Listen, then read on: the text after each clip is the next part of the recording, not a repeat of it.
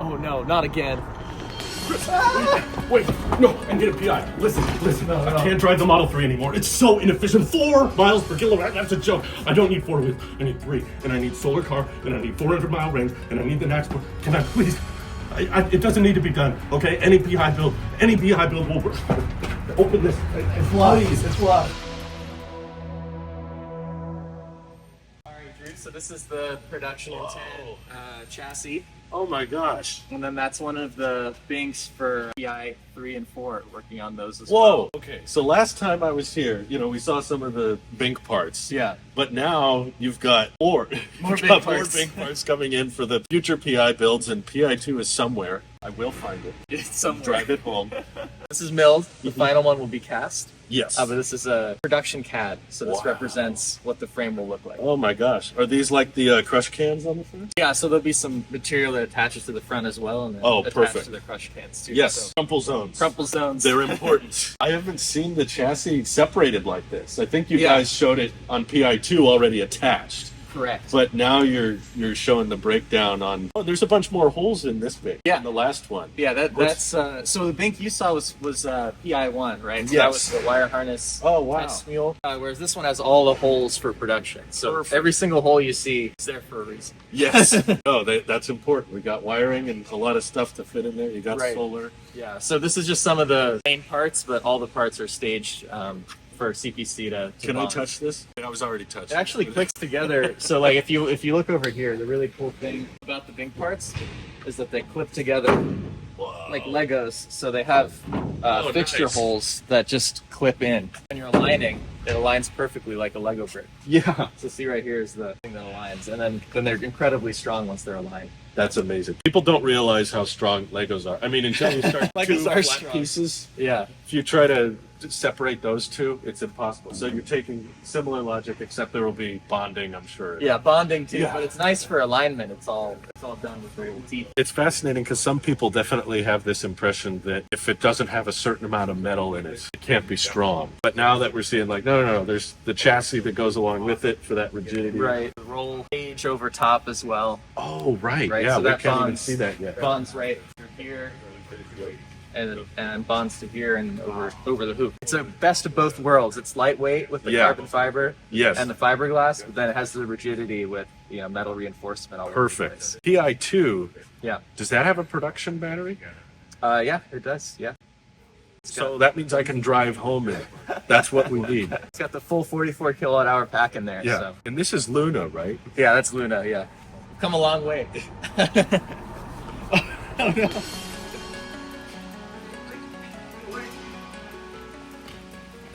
PI2. You found it. It's all coming together. You found it. Oh, oh my God! The control arms, the Vitesco motor. It's all here. It's all here. It's all here. Tiny 12-volt battery. Wait, that's the 12 volt? Super tiny. That's yeah. the whole thing? Yeah, little teeny tiny 12-volt. Oh my God! This is all production body. That's Yes. all the metal components in it as well. So you'll notice all the fast. like there's the fasteners, Uh-huh. the latches, all the doors, all production. Oh. So pretty amazing. Thank you for the first delivery. No, you can't take it. this This is is any full- 8 panels or anything. That's fine. I don't need that. This will work. I would drive this over anything at this point. The windshield hasn't been bonded yet, Drew. I'll wear goggles. This is a production, cross car beam. Screen's going right Panels, there. Screen will go there. Yeah, this one is our performance vehicle PI2, right? So we're gonna do all our track testing with this, range testing, That's fun. efficiency testing, all the stuff that people really want. It's gonna be coming from this vehicle. So And for range testing, is the goal to match this vehicle weight with the production weight? So if there's any missing components on the inside, you can just throw some dumbbells in the back. Right? yeah, exactly. We want to have a good idea of what the production range is going to be with this vehicle. So it's exciting. It's going to be upfitted with all the exterior A surfaces Oh, very soon. and the HVAC Oh, yeah, it's in system. All that's in there. It's in there, yeah. See, I thought maybe because it's a track vehicle you would, but no, it fits perfectly right there. No, it's pretty cool, yeah. Wow. Behind this checklist, you can see the air handling. So I really thought the drive shafts would change the look, yeah, but they don't. It's still that's right the in same front of beautiful the Aptera. right in front of the steering rod. Oh, that's super slick. Yeah, this is how the wheel pants attach to this really nice piece right here, and then they'll have the swivel and everything as well. Oh, Yeah. the PI2 will have the swivel? Oh, yeah. I can't wait. Oh my god. Yeah. So the wheel pants mounting here, you've got a little air intake to keep the brakes cool. Not that you'll need them much, but little detail. I didn't realize you fit so much of the production components like the HVAC and the Tesco motors fit nice and snug. You got your 12 volt. I thought, being a track vehicle or something There's would need the 12 some volt, things that will be added for the more full vehicles, right? So this one Wow. primarily is track and efficiency testing. Okay. Will the solar panels be on it or just Looking basic? like yes. Good. Looking like Okay. yes. This windshield's actually, I just had my entire windshield replaced. Had a big yeah. crack on the surface. This one feels it'll be a lot easier to service. Well, it's small. It yeah. feels smaller. It's small. That means less area to get hit by rocks. Just Well, the rocks just take a joyful ride with Right. aerodynamics. no, potentially, exactly. Unless it's a direct hit. Seats I know are not production because we checked out those production seats. Yeah, but you've sat in that. I think you're the first person to sit in one. no, that Now was you're the first comfortable. person to make a video. But I with know PI2. why you don't want bucket seats like that in the production model, right? Oh yeah. Because the way you have to get in the Aptera, you don't want the bolstering Right. super Yeah. super tall on the sides. No, totally. Yeah, these are track seats with a 5-point harness. So Wow. that's why we have the bars out back to mount the harness points. But yeah, this thing's gonna go to a track pretty soon. It's pretty exciting. Oh boy, I can't wait. We're getting a reflector right here, right? Yeah, there's a chimsels up there and a camera for the Oh. normal highway view. When you're parking, there's also a lower camera.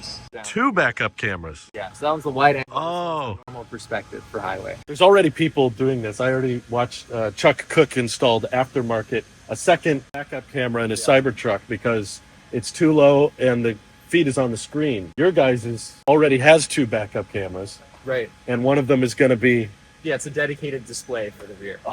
so it'll never show anything else. Right. That's its purpose. Yeah. That saved us a step. That's a lot simpler, and it's a lot cheaper than a Cybertruck. So that's cool. 2 backup cameras, one ultra wide and one. Yeah. Oh, you can like envision where things mount now, like that. Oh, yeah. It's a real. This whole bracket Yeah. is just for the camera feed. An open pilot, right?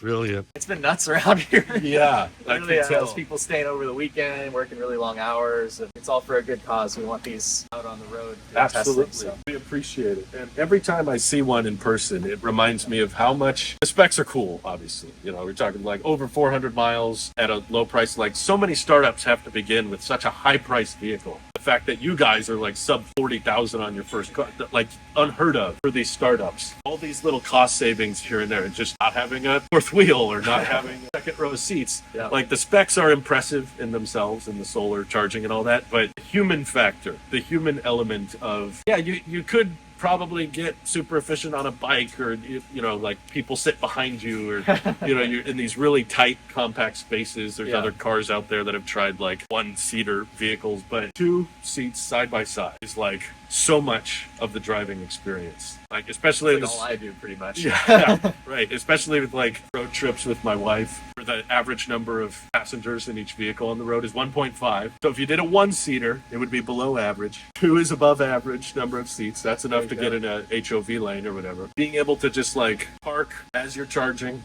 cable or not, and you can just look and see who you're riding with. I've never been able to have a valuable conversation with someone sitting behind me. That's a good point. Yeah, Like it's you're true. always like, hey, are you back there? True. You feel like a limo driver. It's the perfect commuter vehicle, is what it is, or road trip vehicle for me and my wife. Sure. Much more than just commuting because you've got way more range than a commuter needs. And that road trip experience, you really get to know someone sitting side by side, which is why I'm so glad you prioritize that. Drives like any other vehicle, steering wheel and pedals, so it's not some complex new ownership experience. The way you've captured what me and my wife are doing all the time on road trips and coming down here, and yet found a way to do it using less than half the energy. Frankly, if you got much smaller, then the solar wouldn't be as viable. So this surface area allows optimum seating position, optimum occupant count, and maximize the solar. Like, I can't get over how smart that is. It's so cool. I know. I wouldn't do anything else. It's so cool. That would be 95+% of my driving. Yeah. And If I need more seats, I'd be tempted to just have a second Aptera. 2 of them would use less energy than one of my car. Yeah. So you could move 4 people more efficiently with 2 Aptera You're right. Yeah, you're than right. one Model 3. That's funny to think about. Yeah. That's pretty nutty. That's funny to think about. Oh, I'm so gled you're doing this. And You gotta close it and feel the thunk. I mean, you gotta. can I? Yeah. Can I feel what that's like? Isn't that nice? That's a production That's a door solid sound, right? I know the door thunk doesn't necessarily mean the rest of the vehicle is built perfectly, but that was solid. Right? And do these have the manual releases too? Yeah, they do. Yeah. Jeez. Wow. Okay, so I just noticed the shocks. That's so cool. They're like built right in there. I know. They're more protected from the elements too, so you don't have to worry about them getting. They're deep in there. Yeah, I'm weird. I kind of like these seats, though. I could make it work. Bye, guys. I'll see you back home. It's still, that's what's funny is you mounted it high and I can still fit. My head's not hitting anything. I got a big head. You and me, babe. Right here. Oh, hey, Jason. Hi, welcome. Thank you. Sure. We're just admiring this door design. What other design efficiencies did you guys bake into this system? Good question. I mean, obviously, one of our efficiency goals is lightweight and how that relates to everything. One of the things you might notice is this is the door catch. Yeah. And on a typical vehicle, that door catch is mounted on the door sill. And the entire mechanism, which is a larger part, very complex, does a good job of holding everything. Normally that would be mounted on the door, but that would add more stress, more weight. It would make the door heavier. So we flipped the two. It's not unheard of. It's a little bit unique in the vehicle space. I've never seen it like that. But that's one of the small efficiencies. And then we have a very lightweight electric door release. Yeah. And then we have an emergency mechanical release. Good, So if you find that the vehicle somehow powered down or you're not able to use the correct mechanism, you would have a manual release. So that's a safety consideration. Yeah. That's so smart. Somehow I that's never why noticed also that. You'll notice this panel is mechanically fixed. It's part of the installation, the way the vehicle goes together. Maybe it's just because the design tapers so much. It feels so like small, compact, and yet there's a 42 kilowatt hour pack in there. Yeah. That's nutty. Well, I mean, we have to, what is the people, the envelope for the people, what is it, the envelope, or we call it the package. Yeah. What is the package for the battery, then what is the package for the drive system. Yeah. And you kind of work all of those things, and then obviously we knew the shape we were going for. Right. So the math tells us the shape, and we engineer and design towards those goals. It still is mind-boggling to me. I mean, this is really showing how the age of EVs justifies a complete rethinking of that packaging. This is such a different approach. You don't put batteries in a vehicle. You design it as a system. Yes. That's a key differentiator. Mm-hmm. So you've spent time with Gamma. Oh yeah. Here, and what's your first impression upon seeing one of our builds? It's fantastic. It's really inspiring because I know that so many, like especially all these carbon fiber pieces, these aren't one-offs. No, these are from the tools. Yeah, these they're are from production tools, production parts. Yeah, that makes it No feel difference. so much more real, knowing that they can stamp out, like most of these pieces only take a few minutes Correct. to create. Then you have the entire structure just from that. Seeing how the chassis fits together on top of it all. The packaging is still mind-boggling. It's one thing to see it in renders and pictures, but then you see the motor and the HVAC system all packaged in there, and still a ton of leg room, feels super comfortable. It really just perplexes me why there aren't more companies doing this. Like, this seems obvious. Like, this is clearly where it's headed. This is where vehicle design is moving. We know that this is just the beginning. But this encapsulates very purely all the efficiency kind of leading North Star. The sun powering energy for us with the air being less disturbed than others. It all adds up. The weight, all the simplicity, all that beautiful complexity that nature informs us, like that's how efficient you should be, and can be, and shall be. So we're chasing after that. Truthfully, you couldn't really get much more efficient, even if the vehicle was smaller or narrower, because then you have less solar collection. There's a trade-off there. Yeah. I mean, we have to believe that the efficiency of the solar gathering, or the solar, let's call it the cells or the panels, is going to increase. But we know that our starting point is already advantageous. With this amount of solar for the vehicle. So. For sure. I'll take the keys. There's no need for a key. That's a clumsy way of thinking it. Like, what is the key? Metaphorically, there's a key. Yeah, the right? cars. There's you and the vehicle. Oh, yeah. How do you connect that? That's the starting point. So it's a software experience, right? It's software enables that connection. Yes. And this is a key thing for kind of the guiding principles, but also good design. And we can see it in other products. It redefines the relationship between the user and the object. The word that really works towards vehicles is it clumsy? And are we just used to it? Right. Versus, oh, that's a different way, but it's a much more almost luxurious way. It's a luxury to not be burdened by clumsy activities in normal operations. Yeah. We accept all these things like click 3 times and double click and The start and button. then a button Yeah. and then a thing. No, but if the vehicle knows what to do, and we see this, we're not a pioneer, but we are adapting a lot of these things Sure. in an Aptera way. That's where you want to be. Yeah, just knock, knock. That's one thing. You could probably leave it unlocked. I bet a bunch of people won't even know if they walked up to it. Yeah, remember the authentication takes place before that knock is allowed to work. So no one can just walk up and go, oh, let me knock here because I saw that video and the door opens. Sure. That doesn't happen.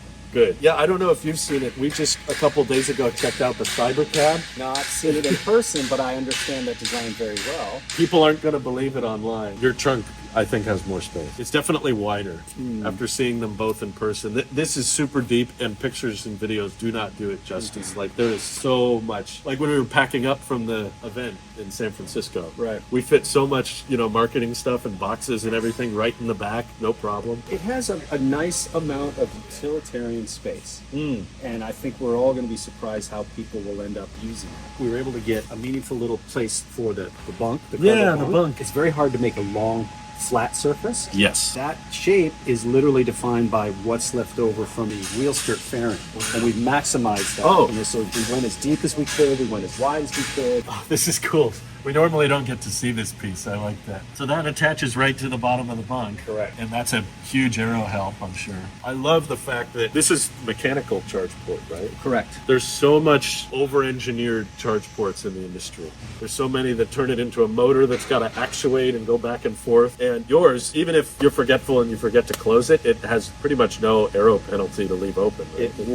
It won't give you an aero penalty. No, it becomes a user issue. The law says that this plate must be visible while operating and while charging. Oh, yeah, that works. So that's a lot of ideas of should it go down, should it go up, which way should it articulate, and it can do all of those things. But when you combine the location, the laws, the specifications, this really turns out to be one of the most elegant solutions, which is just very simple.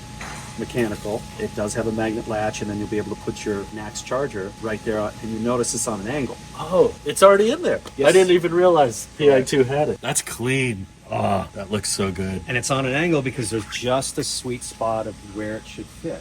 Right. And how it should go in. And that's the right angle too, because most superchargers are they're optimized for driver's side. Correct. There's that advantage, but it's also the receptacle itself has a certain depth. Yes. You optimize the packaging for that if you offset it a little bit or angle it a little bit. Oh, That perfect. Efficiency on all of these decisions. There are trade-offs. Sure. But efficiency guides all these decisions. Oh, is this a manual That release? is, for this build, yes, to be able to release the hatch. Yeah. So if someone was stuck back there, or maybe you're camping and you just won't feel like opening it up in the morning or something. Yeah, one of the things that a user will be able to, essentially learn about through the user manual, Yeah. the Aptera experience, what to do, why all these systems, safety-wise and mechanical and latches and blocks and data, that information will be available through the web, through the app, through the vehicle itself.